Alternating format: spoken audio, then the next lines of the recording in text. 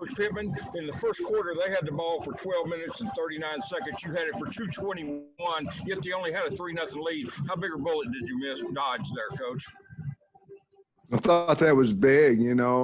They basically, I think they had it. I can't remember how many minutes, but they had a majority. Obviously, I think we had 3 possessions in the first half. But you're right, in the first quarter, to not be down any more than we were, it was a big deal. Hutch. I think maybe they might need to. I can't hear them very good. Yes, Sam. What was your message at halftime? What do you think led to that dramatic turnaround? Well, the players did, but I've been coaching a long time, and 13 points. It's not like we were down 50, and our locker room felt a little down whenever. So I just said, "Hey, look, man, we're going to get the ball. We're going to go score. Your defense going to hold them. We're going to be up before you know it. Just keep the faith." Our defense had kind of figured them out a little bit late in the second quarter. Our offense had just shot themselves in the foot. The Tennessee had done a nice job on defense, and we'd missed a field goal. But,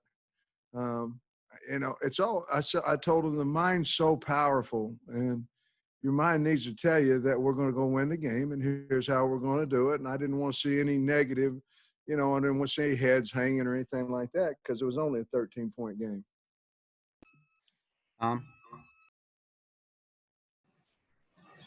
Sam, the first drive of the third quarter,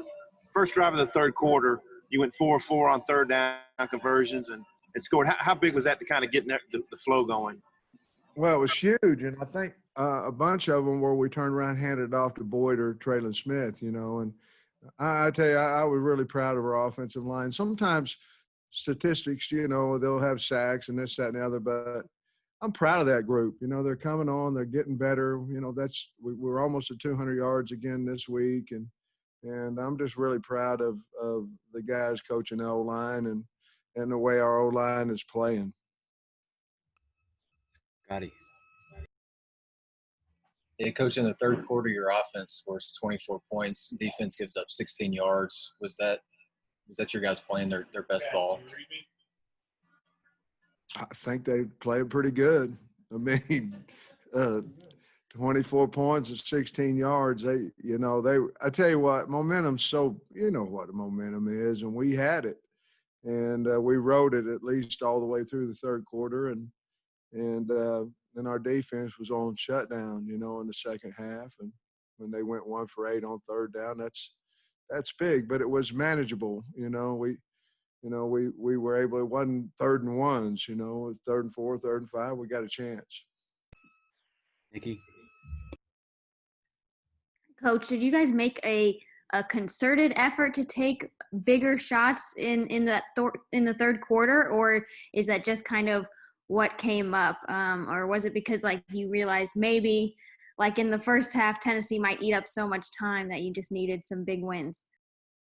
No, we did talk about making, we had to make some explosive plays. We had to get our engine revved up, and Mike did, and there's a lot of guys did, and of course Traylon did, but Felipe threw them, and the line protected it, but we needed something momentum-wise, some kind of big play to get us kind of going, and it seemed like there were several of them, just boom, boom, boom. And even some decent runs in there had some good yardage on them as well.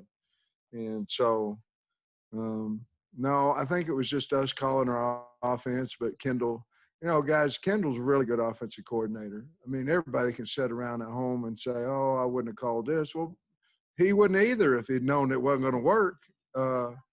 But the guy's an incredible offensive coordinator, and I'm damn happy that he's the offensive coordinator here at Arkansas. Bob.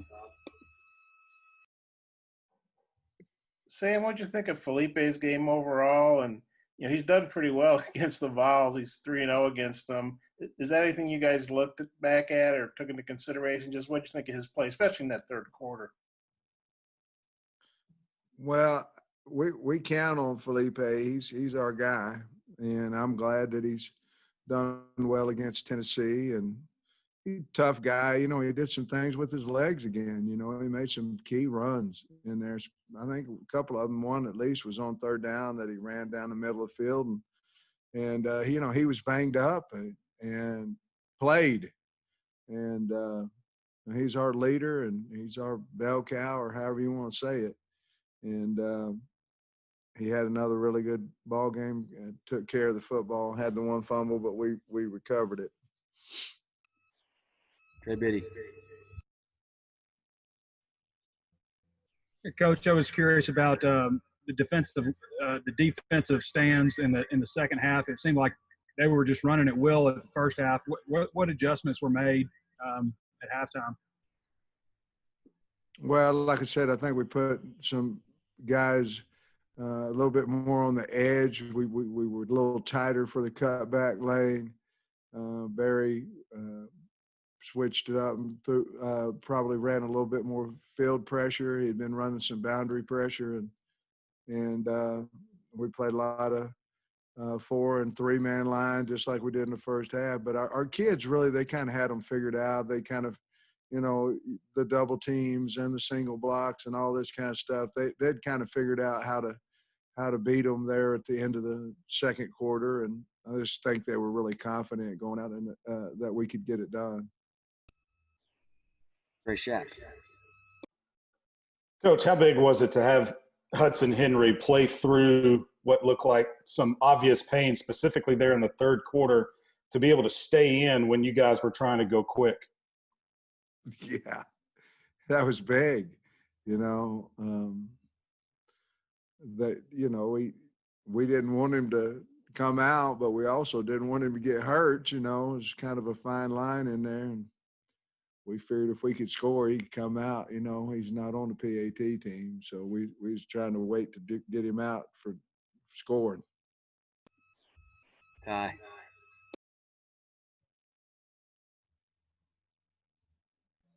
Was that me, Kyle? Ty. Yeah, Todd. Coach, just with Felipe's play tonight, made a lot of downfield throws, 75%. What did you see from him just on his downfield throws tonight, 30, 40-plus yards? You know, he's a good – he throws a long, deep ball well, you know, he does. And he throws it, you know, with the right amount of speed, accuracy. You know, he can lob it. He can drill one. I mean, he's got incredible strength on his arm. But that's what he does well. You know, he'll throw that little slant route well too. But he's really good at throwing the deep ball and showed it again tonight. Dorian.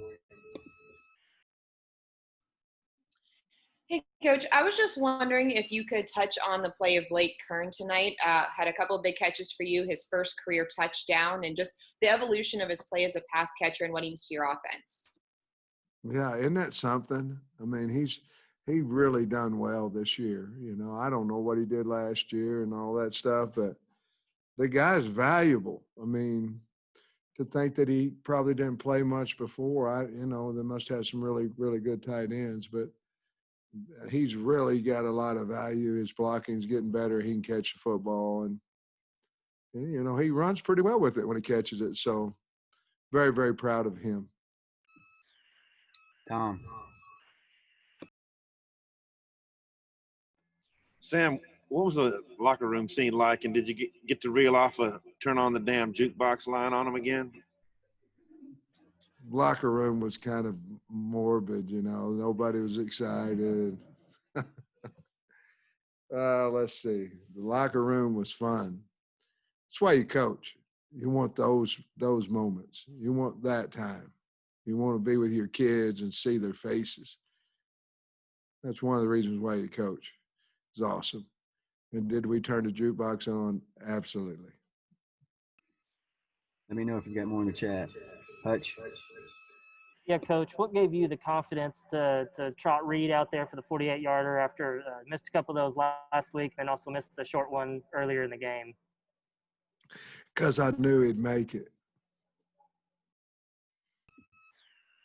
You know, if you give up on a kicker, you might as well just go for it all the time. And I told him, I said, hey, I got the ultimate confidence in you. I know you're going to make the next one. And he did. It was huge, by the way, putting us up 11. But I've got confidence in him because I see him every day at practice. And I'm sure he appreciates that. But I appreciate him. He did a nice job. Bob?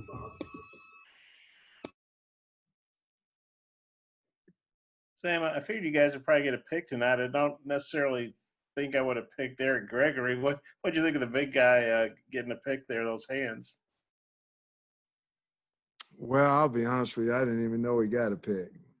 But since he did, I'm really happy, and he's got really good hands. I don't know. I didn't know he got a pick. But I'm glad he did. It was on that fourth down play. Yeah, that's awesome. I'm glad he did. Did he return it much at all? Or? Well, no, he kind of caught it and then fell down. But, I mean, he got a pick. I'm glad he did. We'll mention it to Monday in our good, bad, and ugly. Hopefully it'll be on the good. Tom, did you have one more? Yeah, the play that Burks caught for the touchdown, was he the first option? I mean, how did that play develop? No, he saw Felipe scramble, and he had scramble rules. We had one low, one high, one in the middle, and he ran, everybody hitting the sideline, and he ran across the field hitting that middle of the low, middle, high. That's scramble rules. And Felipe saw him, threw it to him, and he did the rest. Last one, Ty. Sam, you mentioned the excitement in the locker room. Do you remember the song came on after you say turn that damn jukebox on? I do not. I don't know. It was so loud in there. I have no idea what it was. Sorry.